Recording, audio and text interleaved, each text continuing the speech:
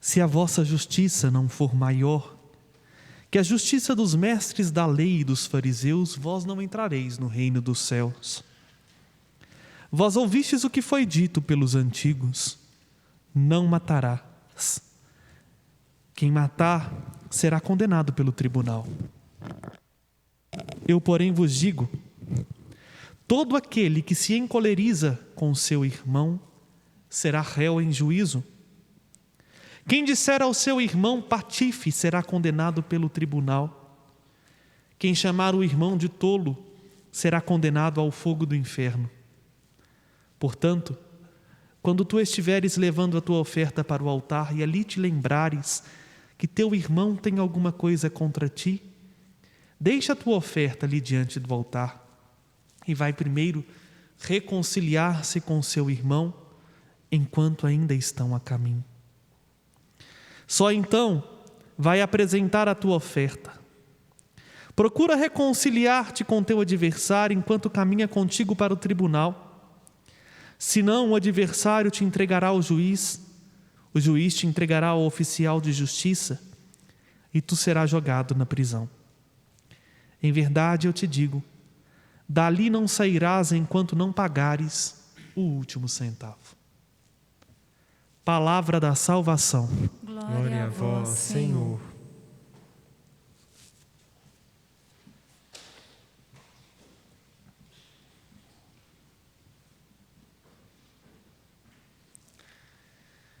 Das frases que mais me impacta no Evangelho de Mateus,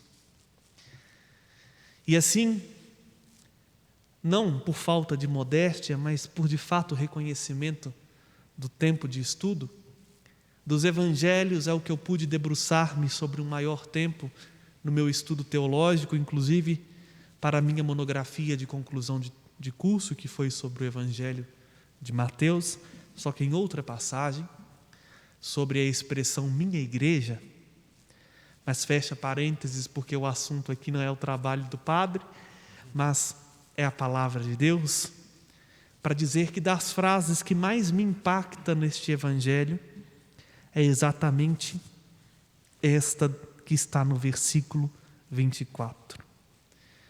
Vai reconciliar-te primeiro com teu irmão, enquanto ainda estão a caminho. Meus irmãos, Quaresma é tempo de reconciliação. Não é simplesmente de conciliação, porque a conciliação já foi feita. Deus uniu no Cristo tudo aquilo que por nós seres humanos havíamos rompido. E aí ecoa mais uma vez aquilo que estamos vivendo de modo muito particular na Igreja do Brasil, como tema da campanha da fraternidade. O que era dividido, Ele fez uma unidade. Deus conciliou no sangue derramado da cruz, o céu à terra, a humanidade a Ele. O problema é, nós participamos desta conciliação pelo batismo, mas várias vezes ao longo da vida nós quebramos esta aliança. E aí nós precisamos não de conciliação, mas de reconciliação, de voltar de novo àquele estado de graça que recebemos em Cristo no dia do nosso batismo e que muitas vezes nós vamos deixando de lado ao longo da nossa vida. Digo isso para a gente entender um pouco o que o Senhor nos propõe nesta primeira sexta-feira da primeira semana da Quaresma. Reconciliar é uma tarefa árdua, porque precisa primeiro lembrar da conciliação que foi feita e ver se é possível de novo ali haver algum pacto que nos faça, vamos dizer assim, equalizar as coisas, voltar ao estado primeiro. Digo isso, meus irmãos, porque nós nos damos por muito descontados no que tange a reconciliação. Achamos que basta pedir perdão e é o bastante. Como se pedir perdão fosse tarefa fácil. Como se viver o perdão fosse algo assim, um passe de mágica. reconciliar exige de nós primeiro uma disposição interna. Deus nos recorda, o profeta Ezequiel na primeira leitura que escutamos, Deus está sempre disposto a, vamos dizer assim, renegociar conosco, a reconciliar-se conosco. Como Ele deixa bem claro, eu não tenho prazer em ver a morte do pecador. Por quê? Abro um parêntese e preciso explicar isto aqui para a gente entender bem o que Deus pede de nós. Às vezes a gente quer jogar a responsabilidade das nossas ações e as consequências daquilo que a gente faz nas costas de Deus. A gente vive uma vida completamente desordenada. Chega um determinado momento da vida que a gente começa a colher as consequências daquilo que a gente plantou ao longo da vida e fala assim: Deus me castigou. Mentira! A gente vê isso nitidamente. Pessoas que por maus hábitos, como o excesso de bebida, por fumarem a vida toda, por não cuidarem da saúde, às vezes aparece um câncer e fala assim: eu não entendo por que Deus está me castigando. Deus não está te castigando, meu filho. Fumou a vida inteira, viveu prejudicando a própria saúde a vida inteira, o que você esperava colher no futuro? A gente tem a tendência de tirar a responsabilidade daquilo que é nosso e jogar nas costas de Deus, até porque é mais fácil a gente achar um culpado do que assumir a nossa própria culpa.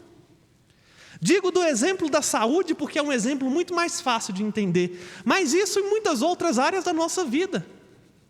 Nós vamos semeando, e quando aquilo que nós semeamos começa a dar frutos, e na maioria das vezes sementes ruins só podem dar frutos ruins, a gente se põe numa posição de vítima e começa a questionar Deus.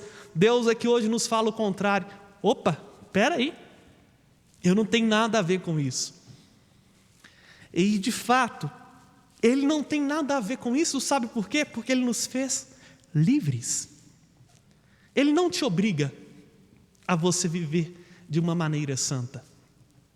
Ele não te obriga a você cuidar de você. Mas toda ação tem consequência. Tudo que eu faço, e a gente não para pensar nisso, tudo que a gente faz, de uma maneira ou outra, vai repercutir na nossa vida de algum modo, mais cedo ou mais tarde. Se eu me dedico, por exemplo, nos estudos, isso vai repercutir na minha vida lá na frente, vai me dar mais valores humanos que vão nortear as minhas ações. Mas se eu vivo ao meu bel prazer, às vezes eu não consigo nem aproveitar as oportunidades que me chegam na vida. E falo disso, meus irmãos, para entender isso. Às vezes a gente quer jogar nas costas de Deus as consequências do nosso próprio pecado, os frutos que brotou da nossa decisão de virar as costas para Ele e ser senhores da nossa própria vida. E aqui eu fecho parênteses que eu havia aberto, porque Deus diz isso: eu não tenho prazer na morte do pecador. Muito pelo contrário, Deus se entristece ao nos ver afundado na lama. Deus se entristece com a nossa tristeza.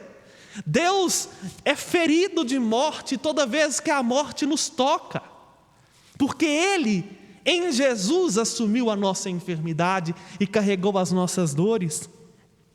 Por isso que o desejo de Deus é que enquanto a gente estiver vivo, nós nos arrependamos e voltemos para Ele. É assim que termina a leitura. Quando alguém se desvia da justiça, Deus explica para aquele povo que estava culpando da morte. Deus fala assim: olha, quando alguém se desvia da justiça e sofre a consequência da injustiça, não é porque eu estou sendo severo, é o inevitável. Se eu bebo veneno, não tem outro jeito de eu não querer morrer. Tem. E não adianta. O problema é que nós vamos bebendo veneno espiritual, o pecado. Vamos intoxicando o nosso coração e queremos que isso não nos faça mal. Agora Deus fala algo muito bonito e muito profundo. Mas, se alguém que estava na injustiça muda de caminho, percebe que aquilo que fez não fazia o bem, era o mal, eu o acolho e ele se salva. Veja, a gente poderia pensar assim, né?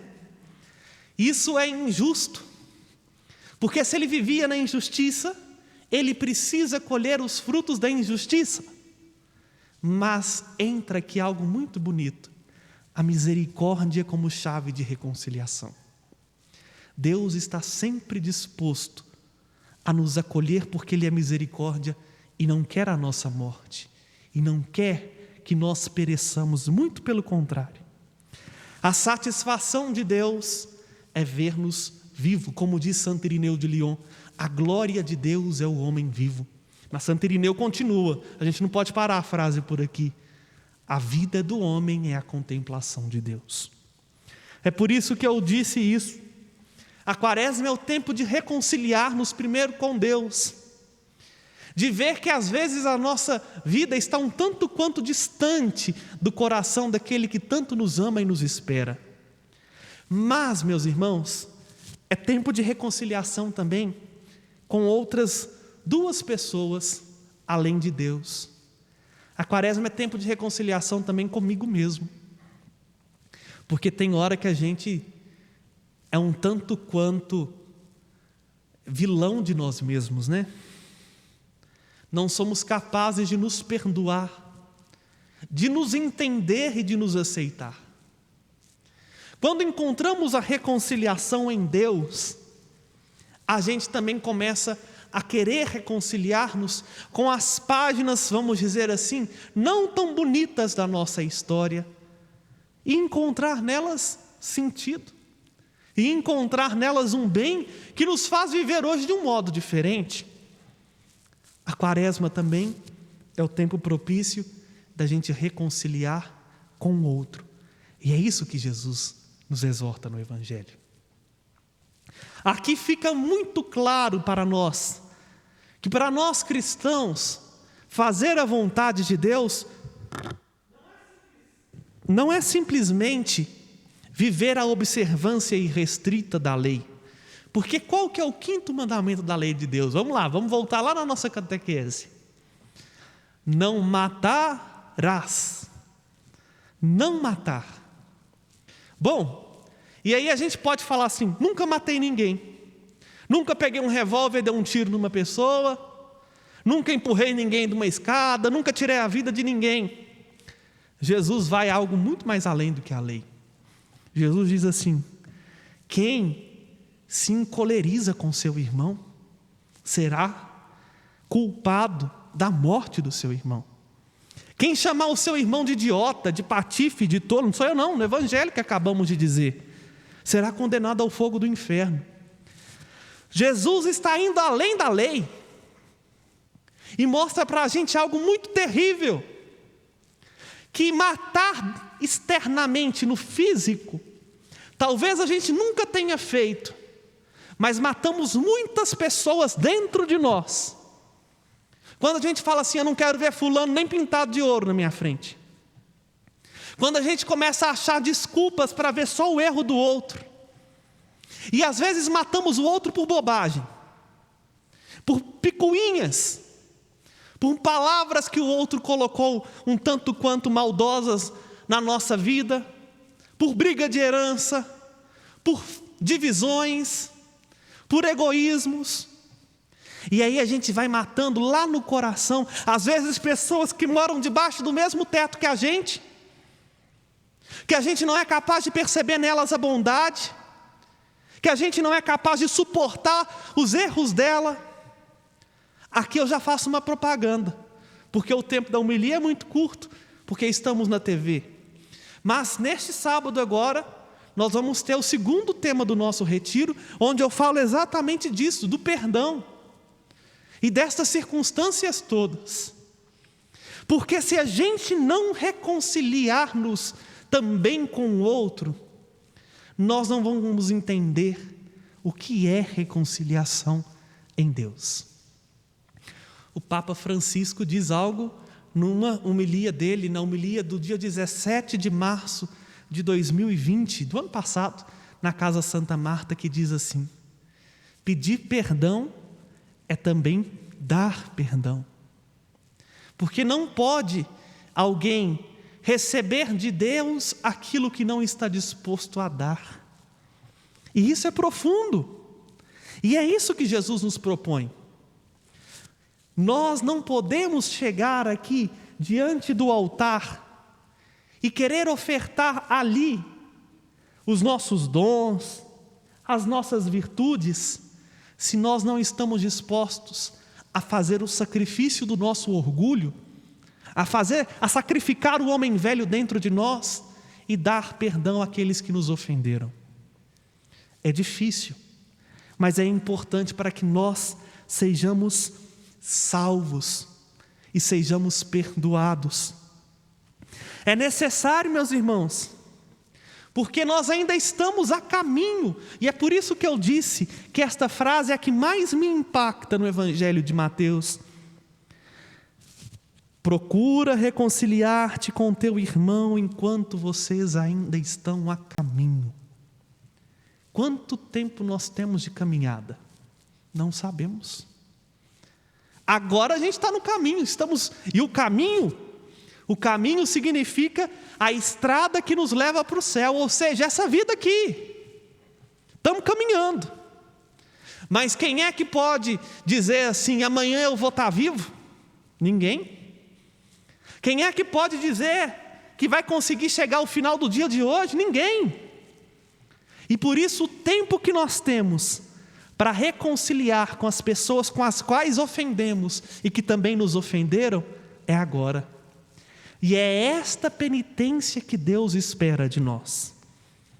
De nada vai adiantar você ficar sem comida, tirar aquilo que você gosta, parar de mexer no WhatsApp, ou então começar a fazer aquilo que precisa, se você continua ainda com pessoas mortas dentro do seu coração. A Quaresma hoje é um tempo propício para a gente, reconciliados em Deus, também reconciliar com aqueles que nos ofenderam. Por quê? Porque diz o salmista, nós somos de fato faltosos. Faltosos com Deus, mas ferimos muitas pessoas. Quem se julga santo demais, perfeito demais, não é capaz de perdoar ninguém, porque no fundo está muito apegado à sua própria imagem e não é capaz de perceber que é farinha do mesmo saco, que ofende, que machuca, que também incomoda. Se nós formos sinceros conosco mesmo, meus irmãos, nós vamos vendo o quanto as pessoas também têm que nos aturar nas nossas falhas, porque somos imperfeitos. E por que nós nos damos tão descontados quando a coisa vira de jogo, né? A gente tem tolerância demais com as nossas faltas, mas não somos capazes de suportar minimamente o erro do outro. Jesus pede de nós hoje uma decisão. A decisão de que, já vivendo hoje a oportunidade que Deus nos concede de fazer diferente, dar também àquele que nos ofendeu a oportunidade de fazer diferente. Porque Deus não desiste de ninguém. Para Deus, enquanto ainda tiver vida, tem possibilidade de mudança. E não de atitudes externas, mas mudança de coração. E nós, que queremos seguir a Cristo, que é o caminho, enquanto estivermos nele, tenhamos a coragem de reconciliarmos com Deus, conosco mesmo e com aqueles que nos ofenderam, para que possamos viver não só na Quaresma, mas a cada dia a experiência de perceber aquele que poderia nos punir, não nos trata como exigem as nossas faltas, pelo contrário, porque nos ama e é misericórdia, dá-nos a oportunidade de a cada dia começar de novo e fazer diferente com Ele, para que aprendendo nele a sermos melhores, possamos ajudar aqueles que nos ofenderam também a ser melhores e a encontrar-se com aquele que não leva em conta as nossas faltas, mas pelo contrário, está de braços abertos para tirar-nos das profundezas do nosso pecado, nos colocar de pé e nos fazer na liberdade, nos fazer andar na liberdade dos filhos e filhas de Deus. É o que nós queremos viver nesta quaresma. E é o que nós vamos pedir a Ele agora, a graça de viver uma verdadeira reconciliação com Ele, que faz então uma obra de misericórdia em nós, e reconciliados com Ele, reconciliar-nos conosco mesmo, para sermos capazes de decidir reconciliar com aqueles que às vezes nós não queremos mais nem olhar, porque não somos capazes de, como Deus, agir com misericórdia. Ele nos conceda esta graça no Cristo Jesus nosso Senhor. Amém. Fiquemos em pé e com muita confiança clamemos ao Senhor.